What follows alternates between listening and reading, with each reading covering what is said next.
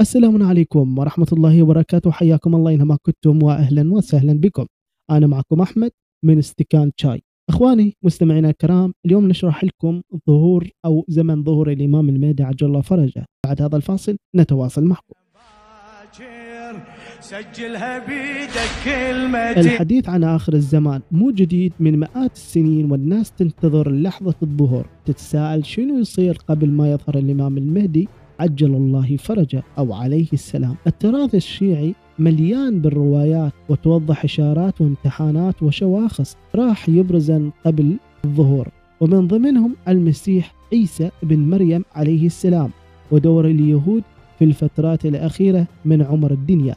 في هذا المقال نحاول نسوي صورة جملية تبني على أشهار الروايات بدون مبالغات أو إضافات. أولا، الشيعة في آخر الزمان بين القربلة وامتحان. الروايات تذكر أن الشيعة مو كلهم راح يكونون ثابتين على المبدأ قبل الظهور، أكو امتحان يسموه الأئمة القربلة. الإمام الصادق عليه السلام عبر عنه وقال: لابد للناس أن يميزوا ويقربلون حتى يبقى الأقل. يعني الصورة واضحة، زمن الفتن، كثرة الرايات، كثرة الأدعياء، كثرة الترهيب، كل هذا يخلي الضعيف ينهزم ويبقى أصحاب القلوب المؤمنة فقط. أكو روايات ثانية عن الإمام الباقر عليه السلام تقول: إذا خرج قائم خرج من هذا الأمر من كان يراه إنه من أهله. هذا الكلام يوضح أن الظهور مو فقط حدث مفرح، إنما أيضا يكشف الناس عن حقيقتهم. الناس راح تراجع عن الطريق بعد ما كانت محسوبة على التشيع. تظهر راية اليماني أهدى الرايات وقربها للحق حسب روايات الإمام الباقر والإمام الصادق عليه السلام، بينما بالمقابل يظهر السفياني كأكبر خطر على الشيعة، وتبدأ مرحلة الاضطهاد والتمييز.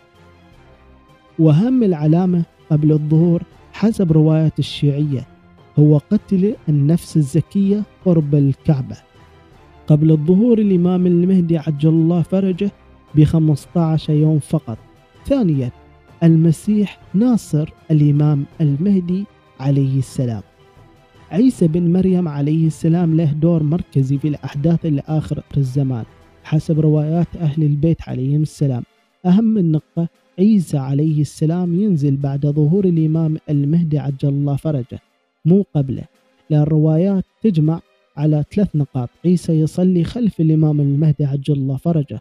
الرواية تقول أن المسيح ينزل وينصر الإمام المهدي عجل الله فرجه، وأن يتقدم للصلاة لكنه يرفض ويقول: بل أنت أول بالصلاة. وهذا المشهد يعتبر إعلان رسمي بوحدة الديانات تحت راية واحدة.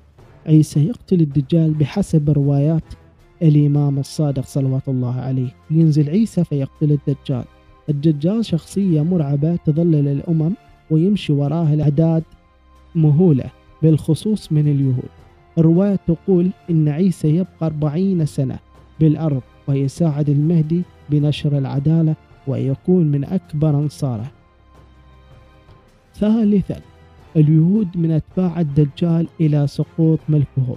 اليهود بالمعنى الديني مو عرقي، لهم دور واضح بالرواية الشيعية، مو لأنهم قوم معينين، لا، بل لأن الدجال يظهر من بيتهم وهم من أول من يمشي وراه.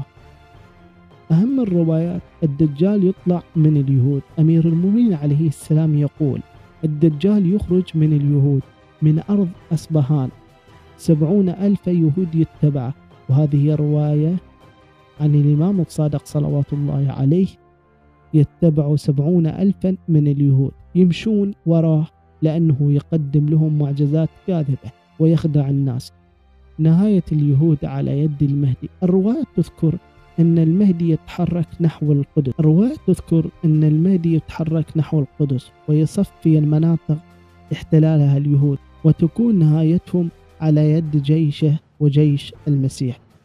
إزوال الحكم بالكامل، كما قال الإمام الصادق عليه السلام: لا يبقى لليهود ملكا عند خروج القائم. يعني الدولة اللي أسسوها تنتهي بزمن الظهور. خاتمة: الروايات الشيعية ترسم صورة دقيقة عن آخر الزمان، اختبار صعب للشيعة، ظهور الرايات المتعددة، ظلم السفياني، نزول المسيح ناصرا للمهدي، نهاية الدجال والدولة اليهودية. لكن رغم كل هاي الروايات، الأئمة دائما يوضحون بشغلة واحدة: عدم تحديد وقت الظهور، وعدم انجرار وراء أي راية قبل تأكيد من الحق. شكرا لكم وشكرا لحسن المتابعة والأصغاء. كان معكم آني أحمد من استكان شاي.